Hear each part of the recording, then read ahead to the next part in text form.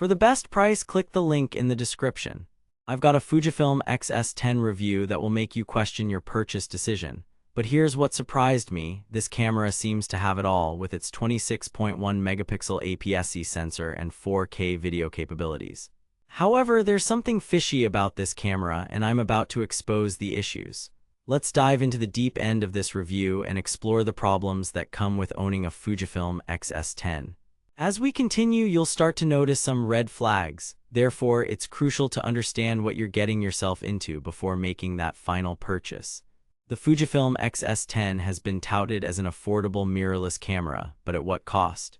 It seems like Fujifilm is trying to cram too many features into this one model, resulting in a less than optimal user experience.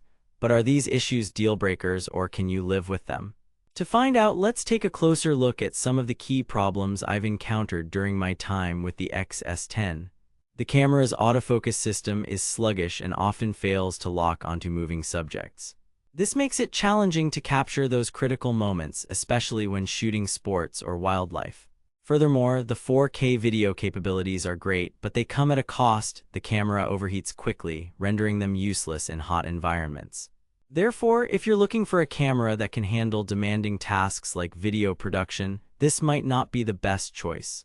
On the other hand, if you're primarily using it for still photography, the X-S10's autofocus system might be tolerable.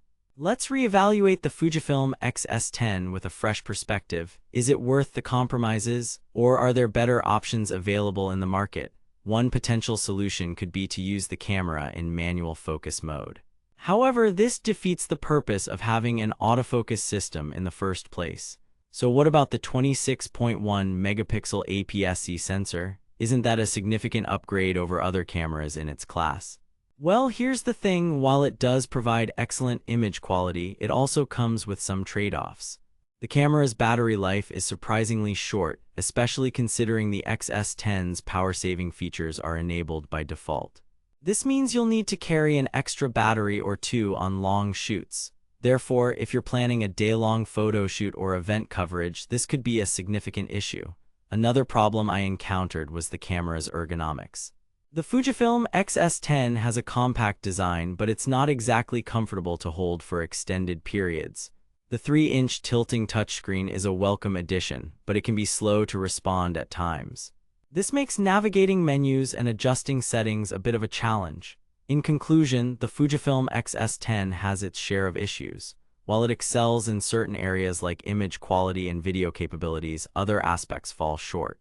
Therefore, before making that final purchase decision, consider these red flags. The autofocus system is sluggish and often fails to lock onto moving subjects. 4K video capabilities come at a cost. The camera overheats quickly. Battery life is surprisingly short, especially considering power-saving features are enabled by default. Ergonomics could be improved with a more comfortable grip design. For the best price, click the link in the description.